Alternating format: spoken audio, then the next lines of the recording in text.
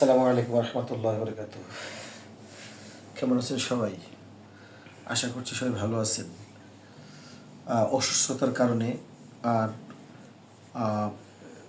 Officially কাজের কারণে আমি আসলে ভিডিও দিতে পারিনি। আমি আবারও আপনাদের সামনে হাজির হয়েছি। এম্বাসি পর্ব নিয়ে অনেক ভিডিও দিয়েছিলাম। এটা এতদিন ভিডিও দিয়েছিলাম যারা ভিজিট বিষয়ে ভ্রমণ করবেন বড় বড় দেশে, তাদের ইন্টারভিউতে কী কী প্রশ্ন জিজ্ঞাসা করবে এই প্রসঙ্গে। এখন থেকে আমি ধারাবাহিক ভিডিও দেব।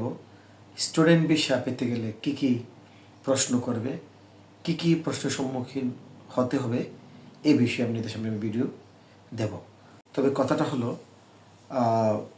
আমার ভিডিওটা সম্পূর্ণ শুনবেন এবং এইভাবে যদি প্র্যাকটিস করেন তাহলে ইনশাল্লাহ আপনারা অবশ্যই সাকসেসফুল হবে বলে আমি আশাবাদী। তাহলে সবাই পর্বের জন্য প্রস্তুত নেন। তো আমি আমার ভিডিওর শুরুতে আমি বলেছিলাম যে স্টুডেন্ট বিষয় সম্পর্কে আমি মোটামুটি বলে ফেলেছি। আসলে আমি ব্যাঙ্গে বলতে পারিনি, সেজন্য হয়তো আপনারা বুঝেন না, এই জন্য আবার প্রসঙ্গটা টেনে আনলাম। স্টুডেন্ট ভিসাকে, আমেরিকার স্টুডেন্ট ভিসাকে বলে F1 ক্যাটাগরির ভিসা। এই F1 ক্যাটাগরির ভিসাতে পাঁচটা ক্যাটাগরির উপরে তারা খুব মনোযোগ দেয়।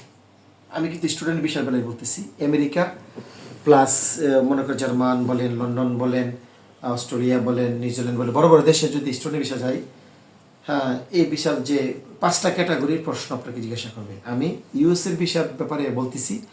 ইউএস স্টুডেন্ট ভিসাকে F1 ক্যাটাগরির ভিসা বলে। এই ক্যাটাগরিতে পাঁচটি ক্যাটাগরিতে আপনাকে প্রশ্ন করবে। কী কী ক্যাটাগরিতে প্রশ্ন করবে আমি এখন এই ভিডিওতে দিচ্ছি। ধারাবাহিক পরে আমি পুরা বর্ণনা করব। পাঁচটা ক্যাটাগরি।